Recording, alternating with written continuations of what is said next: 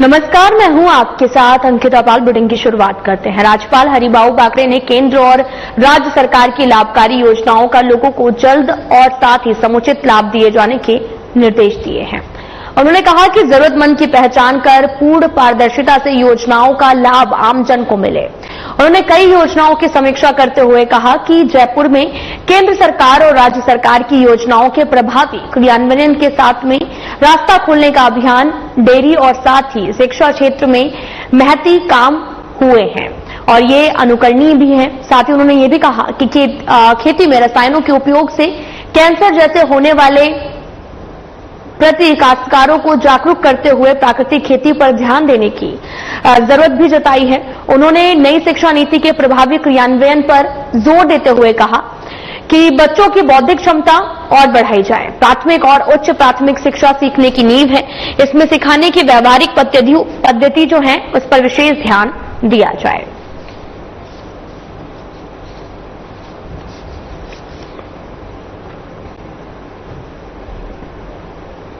तो वहीं पंजाब के राज्यपाल गुलाब चंद कटारिया बीकानेर पहुंचे हैं, जहां कटारिया नाल एयरपोर्ट से रानी बाजार स्थित रिद्धि सिद्धि भवन में आयोजित कार्यक्रम में हिस्सा लिए। उन्होंने ऑपरेशन सिंदूर की सफलता का जिक्र करते हुए कहा कि हमारी सेना ने पाकिस्तान पर जिस तरह से हमले कर विजय प्राप्त की, फिर भी हमारी सेना का बाल भी बाका नहीं हुआ है।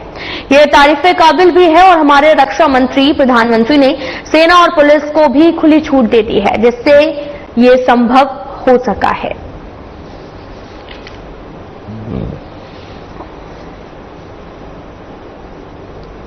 भारत की सेना ने आपकी बात ऑपरेशन सिंदूर का जिस तरह से देश की महिलाओं का सिंदूर उजाड़ने का जिन्होंने प्रयास किया, उनको हमारे देश में मां बहनों के सिंदूर की कितनी इज्जत होती है, ये हमारी सेना ने आपकी बात आतंकवादियों के ठिकाने पर हमला करके समझा दी। और यही नहीं, हमारी सेना ने जिस बहादुरी से पाकिस्तान के अड्डों को नष्ट किया, सारे के सारे सुरक्षित लौट करके आ गए।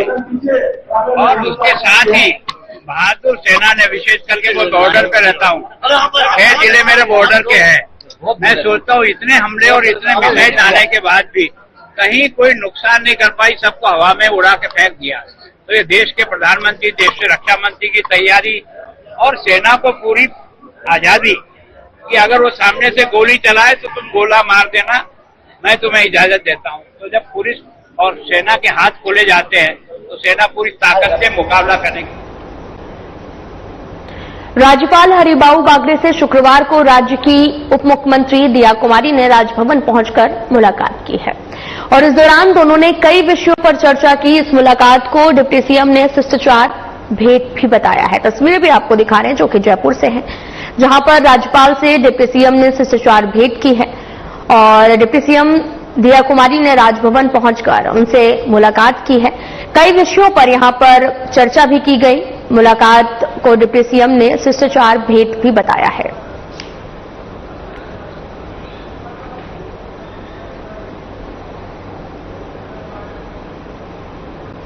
राजस्थान विधानसभा अध्यक्ष वासुदेव देवनानी 31 मई से 2 जून तक हनुमानगढ़ और बीकानेर की यात्रा पर रहेंगे। इस दौरान आपको यह भी बता दें कि विधानसभा अध्यक्ष दोनों जिलों में अनेक कार्यक्रम में भाग लेंगे और हनुमानगढ़ में 31 मई को खुशहाल दास विश्वविद्यालय के नवनिर्मित भवन का लोकार्पण करेंगे। इस विश्वविद्यालय में आयोजित प्रतिभा सम्मान समारोह में कई क्षेत्रों में उत्कृष्ट प्रतिभाओं को सम्मानित करने के साथ ही समारोह को भी संबोधित करेंगे।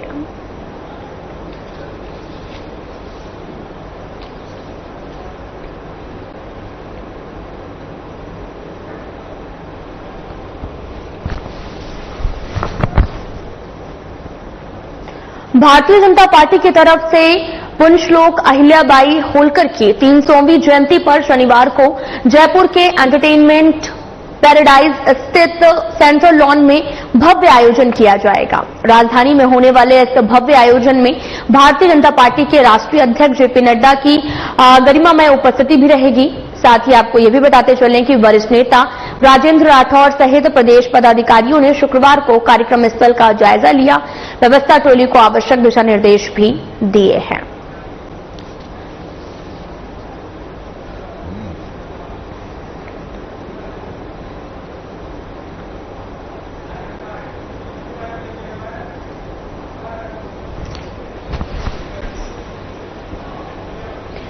डॉक्टर राधाकृष्णन शिक्षा संकुल स्थित सभागार में शुक्रवार को प्राथमिक शिक्षा अधिगम स्तर मूल्यांकन परीक्षा 2025 का परिणाम घोषित किया गया।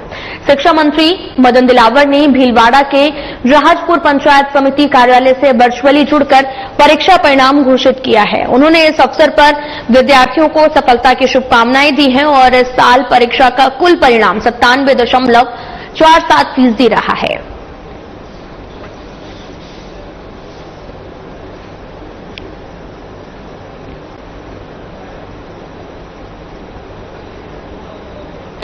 राष्ट्रीय लोकतांत्रिक पार्टी के अध्यक्ष और नागौर सांसद हनुमान बेनीवाल के नेतृत्व में एक प्रतिनिधिमंडल ने गुरुवार को राजस्थान के राज्यपाल हरिबाऊ बाकरे से मुलाकात की है और प्रतिनिधिमंडल ने एसआई भर्ती 2021 को रद्द करने, राजस्थान लोक सेवा आयोग यानी कि आरपीएससी के पुनर्गठन की मांग को लेकर ज्ञापन भी सौंपा है।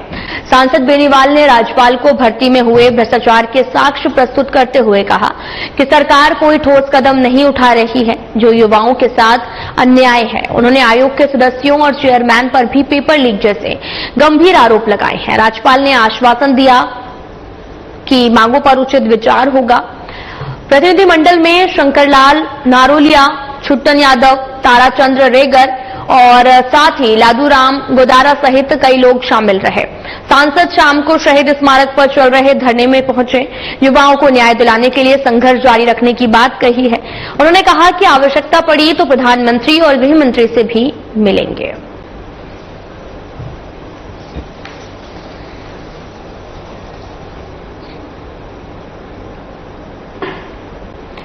मुख्यमंत्री भजनलाल शर्मा ने नई दिल्ली में केंद्रीय गृह मंत्री अमित शाह से मुलाकात की है। भारतीय सशस्त्र बलों की ऑपरेशन सिंदूर में सफलता पर बधाई दी है।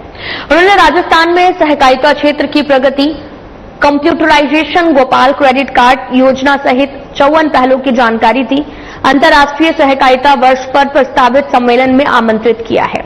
शर्मा ने केंद्रीय आवास और शहरी कार्य मंत्री मनोहर लाल से प्रदेश में ड्रेनेज, पेयजल, मेट्रो विस्तार, सुगम परिवहन सुविधा पर चर्चा की। जोधपुर विद्युत वितरण निगम के लिए 1368 करोड़ रुपए की परियोजनाओं का भी अनुरोध किया है। साथ ही आपको यह भी बताते चलें कि केंद्रीय कोयला मंत्री जी किशन रेड्डी से खनन क्षेत्र में विकास और कोयला आपूर्ति पर महत्वपूर्ण बातचीत भी की गई है।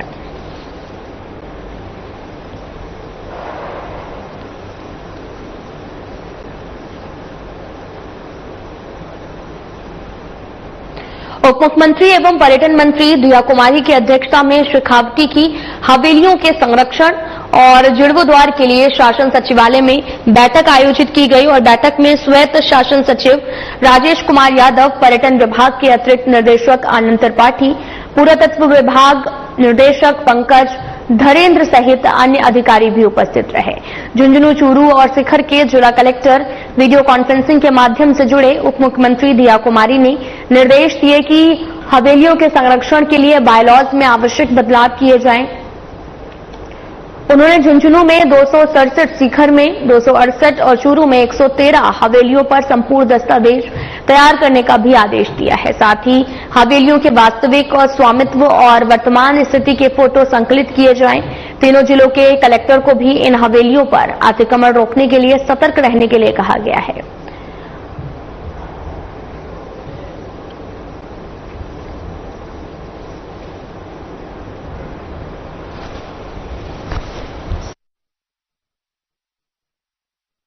उप मुख्यमंत्री एवं पर्यटन मंत्री दिया कुमारी ने प्रधानमंत्री नरेंद्र मोदी की मंशा के अनुरूप राजस्थान की बावड़ियों के संरक्षण और पुनरुद्धार के लिए कार्य योजना बनाने के निर्देश दिए हैं। उन्होंने पर्यटन विभाग और पुरातत्व और संग्रहालय विभाग के अधिकारियों को ये योजना जल्द प्रस्तुत करने के लिए भी कहा है। उन्होंने कहा कि बावड़ियों के जलागमन और मार्गों की समस्त कचरा हटाने, डिसिल्टिंग को भी योजना में शामिल करने ताकि बावड़ियों का संचालन प्रभावी ढंग से हो सके। उप मुख्यमंत्री द्वारा शासन सचिवालय में आयोजित बैठक में अतिरिक्त निर्देशक पर्यटन आनंद त्रिपाठी, पुरातत्व एवं संग्रहालय विभाग निदेशक पंकज धरेन्द्र और संयुक्त निर्देशक पर्यटन राजेश शर्मा उपस्थित रहे और साथ ही दिया कुमारी ने कहा कि हेरिटेज संरक्षण कार्य हेरिटेज सभी कार्य जो हैं वो समय सीमा के भीतर पूरे हो सकें। यह पहल राजस्थान की ऐतिहासिक बावड़ियों को संरक्षित करने में महत्वपूर्ण भी साबित होगी।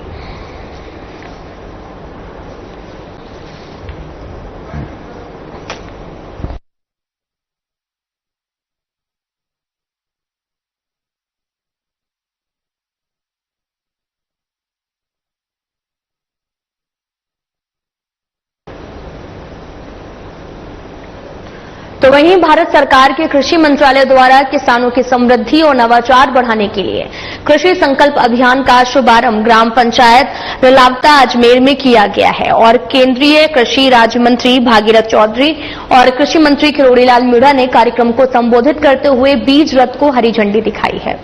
यह अभियान 29 मई से 12 जून तक 20 राज्यों के 65,000 से भी अधिक गांवों में चलेगा, जिसमें 2,170 वैज्ञानिक टीमें लगभग 1.5 करोड़ किसानों से संवाद करेंगी।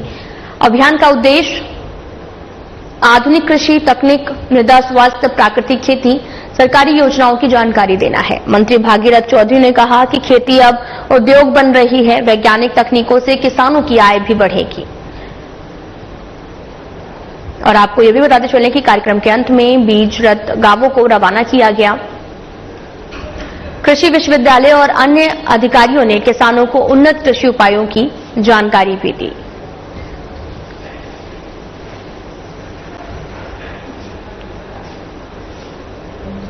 ऊर्जा राज्य मंत्री हीरालाल नागर ने कहा कि मुख्यमंत्री भजनलाल शर्मा के नेतृत्व में राजस्थान को ऊर्जा क्षेत्र में सरप्लस स्टेट बनाने का प्रयास जारी है। रबी सीजन में बिजली की कोई कमी नहीं आई। गर्मी में भी सभी निगम निर्बाध आपूर्ति सुनिश्चित करेंगे। नागर में ऊर्जा विभाग की समीक्षा के दौरान RDSS, स्मार्ट मीटरिंग, पीएम कुसुम योजनाओं में तेजी लाने, विद्युत चोरी रोकने, फीडर प्राधिकरण पर जोर दिया गया है। साथ ही MOU को शीघ्र क्रियान्वित करने के निर्देश दिए गए हैं ताकि भविष्य की ऊर्जा आवश्यकताएं पूरी हों। ग्रिड सब स्टेशनों के निर्माण कार्यों की समीक्षा में 30 नए ग्रिड सब स्टेशन स्थापित किए जाने की जानकारी दी है।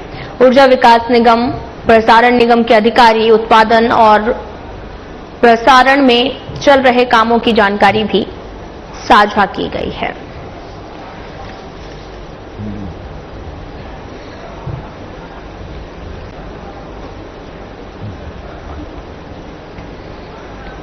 उदयपुर के प्रताप गौरव केंद्र राष्ट्रीय तीर्थ में वीर महाराणा प्रताप की 57 फीट ऊंची भव्य प्रतिमा का गुरुवार को वैदिक मंत्रोच्चारण के बीच में दुधाभिषेक किया गया है।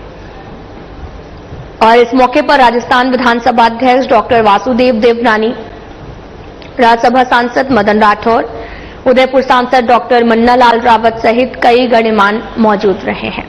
देवनानी ने कहा कि शिक्षा मंत्री रहते हुए उन्होंने इतिहास की पुस्तकों से अकबर महान की अवधारणा हटाकर महाराणा प्रताप की गौरव गाथा शामिल करवाई है। प्रताप गौरव केंद्र निदेशक अनुराग सक्सेना ने महाराणा प्रताप के पराक्रम और साथ ही समर्पण को याद दिलाया।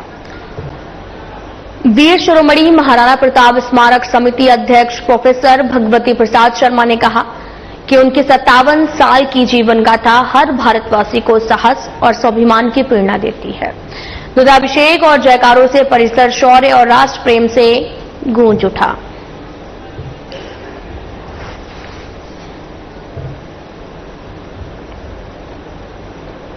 बीजेपी प्रदेश अध्यक्ष मदन राठौर ने कांग्रेस के पूर्व मंत्री के निजी सचिव की पाकिस्तान यात्रा को राष्ट्रीय सुरक्षा से जुड़ा गंभीर मामला बताया है। उदयपुर प्रवास के दौरान मीडिया से बातचीत में राठौर ने कहा कि पूर्व मंत्री के पीए के पास में प्रशासन और सरकार की कई संवेदनशील जानकारियां होती हैं।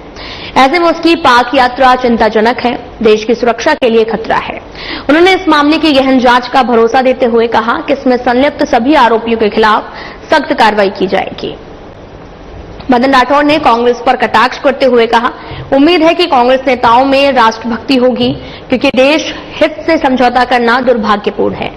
उन्होंने जासूसी की आशंका जताई है और कहा कि इसे पूरे नेटवर्क का पर्दाफाश किया जाएगा। बीजेपी सरकार देश की सुरक्षा के प्रति पूरी गंभीरता से कार्रवाई भी करेगी।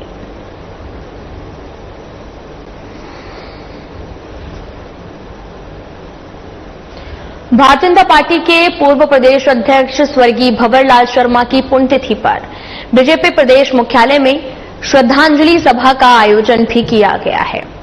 इस मौके पर वरिष्ठ नेताओं और कार्यकर्ताओं ने उनके चित्र और पुष्पांजलि अर्पित कर उन्हें याद किया है और साथ ही कार्यक्रम में जयपुर सांसद मंजू शर्मा, पूर्व सांसद रामचरण बोहरा, प्रदेश उपाध्यक्ष नाहर सिंह जोधा, मंत्री वासुदेव चावला, पूर्व महिला आयोग अध्यक्ष सुमन शर्मा, मीडिया प्रभारी प्रमोद सहित तमाम लोग और कार्यकर्ता भी मौजूद रहे। सांसद मंजू शर्मा ने भंवर लाल शर्मा को संगठनात्मक क्षमता, नेतृत्व कौशल और समर्पित कार्यशैली के लिए याद भी किया है। उन्होंने कहा कि उनकी नीतियां और विचार आज भी बीजेपी के लिए प्रेरणा का स्रोत हैं। इस श्रद्धांजलि कार्यक्रम ने पार्टी कार्यकर्ताओं में उनकी विरासत को संजोने का संकल्प और भी मजबूत किया है।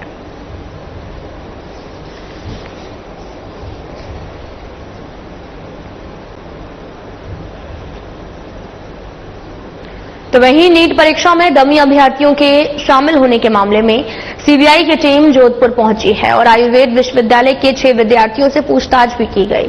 टीम ने विद्यार्थियों के हस्ताक्षर और फोटो का मिलान करते हुए अलग अलग बिंदुओं पर गहन पूछताछ की। शिकायत मिली थी कि नीट अभ्यर्थियों के स्थान पर डमी उम्मीदवारों ने परीक्षा दी थी और साथ ही विश्वविद्यालय के कुलपति प्रदीप कुमार प्रजापति ने बताया कि सीबीआई जांच और टीम की मौजूदगी की पुष्टि की गई है। पिछले 4 दिनों से यहां पर पूछताछ जारी है, जिसमें परीक्षा से जुड़े कई पहलुओं की जांच की जा रही है।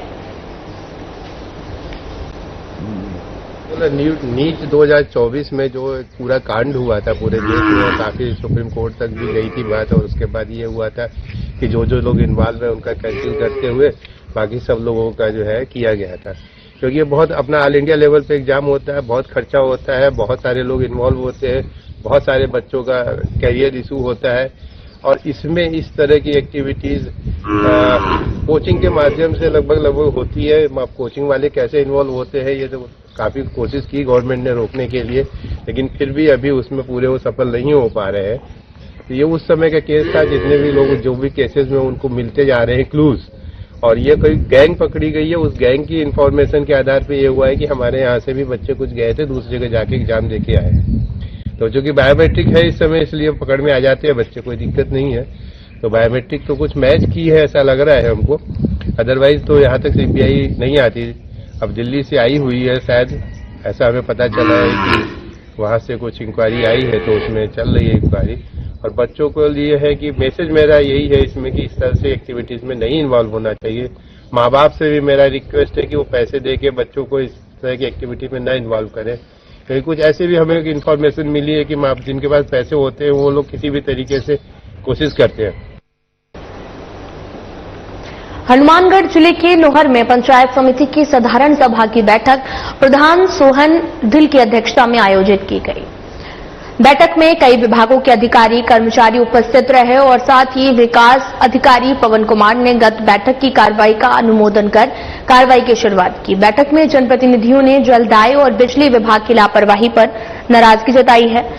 जल जीवन मिशन योजना के अधूरे कार्य, वंचित गाड़ियों को भी पेयजल से न जोड़ने और ठेकेदारों की मनमानी पर पीएचईडी अधिकारियों को आड़े हाथों लिया है। जनप्रतिनिधियों ने आरोप लगाया कि जेजेएम प्रोजेक्ट में अधिकारी और ठेकेदारों की मिलीभगत से अनियमितताएं भी हो रही हैं। सरकार को चूना जो है वो लगाया जा रहा है और वहीं बिजली विभाग पर भी जर्जर पोल, ढीले तार, गलत बिल और कनेक्शन न मिलने से लेकर जो काफी सवाल है वो उठाए गए हैं। ठेकेदारों की अवैध वसूली रोकने की भी मांग की गई है। बैठक में समस्याओं के शीघ्र समाधान की अपेक्षा भी जो है वो की जा रही है।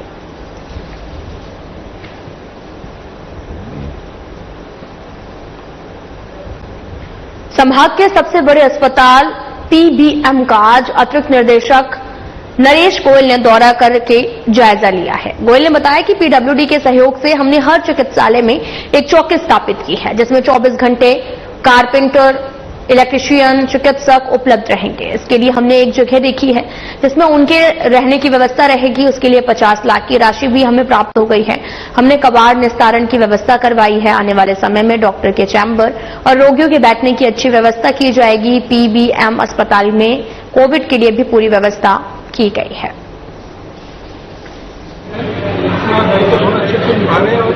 और हमारी अपेक्षा है कि राज्य सरकार की जो हेल्थ से रिलेटेड योजनाएं हैं वो आम आदमी तक बहुत अच्छे से पहुंचा है और हमारे नकारात्मक कामों के साथ साथ सकारात्मक कार्य है उनको भी आम जनता तक पहुंचा है। बीकानेर में यहाँ विशेषतः हमने अभी एक माननीय मुख्यमंत्री महोदय के निर्देश पे PWD की हर एक चिकित्सालय में एक चौकी स्थापित की गई है।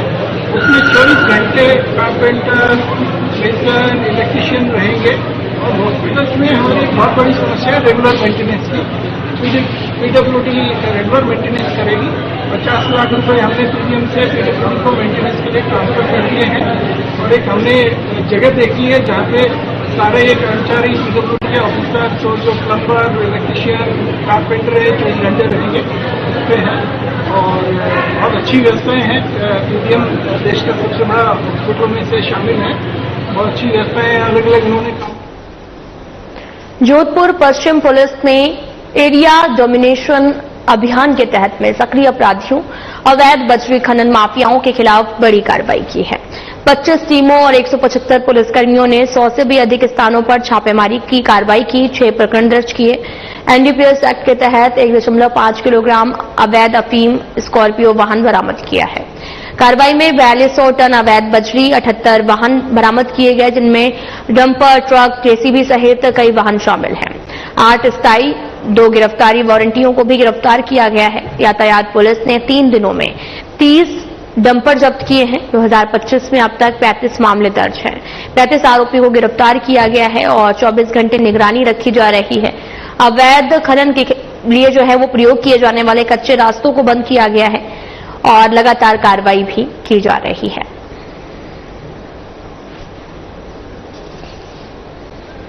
कुछ एरियाज में अवैध खनन और परिवहन की रोकथाम हेतु हमने एक स्पेशल अभियान चलाया जिसमें 25 टीमों का गठन किया गया, जिसमें 8 ADCP लेवल के अधिकारी, 4 ACP लेवल के अधिकारी और 13 जो है CISI लेवल के अधिकारी इन टीमों का नेतृत्व कर रहे थे और इनके द्वारा योजनाबद्ध तरीके से अलग अलग स्थानों पर दबिश की गई, एरिया डोमिनेशन किया गया, वांछित अपराधियों की धरपकड़ की गई और संदिग्ध लोगों से पूछताछ की गई। इस पूरी कार्रवाई में अगर आंकड़ों की अगर बात करें तो टोटल 6 मुकदमे दर्ज हुए, एक NDPS एक्ट में जिसमें 1.5 kg अफीम और राजगढ़ थाना क्षेत्र के कोठी नारायणपुर मचाडी सड़क मार्ग के मध्य स्थित जिरावली मोड़ के पास में एक बाइक सवार व्यक्ति की सड़क दुर्घटना में मौत हो गई है। सूचना पर कोठी नारायणपुर पुलिस चौकी के इंचार्ज रमेश चंद्र जाप्ते के साथ में मौके पर पहुंचे।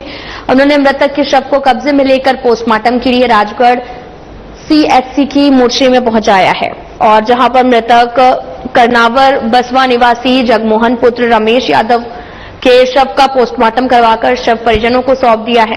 साथ ही कोठी नारायणपुर चौकी in charge head constable Ramesh Chand ने बताया कि उन्हें सूचना मिली कि कोठी नारायणपुर मचाडी सड़क मार्ग के मध्य स्थित जिरावली मोड़ के पास में सड़क दुर्घटना में एक बाइक सवार व्यक्ति की मौत हो गई है। सूचना पर मौके पर पहुंची जहां एक व्यक्ति मृत अवस्था में पड़ा हुआ था, जबकि दुर्घटना करने वाला वाहन मौके से फरार हो गया। मृतक की पहचान उसके जेब में रखे पर्स के आधार पर हुई है। फिलहाल वीडियो में इतना ही। नमस्कार।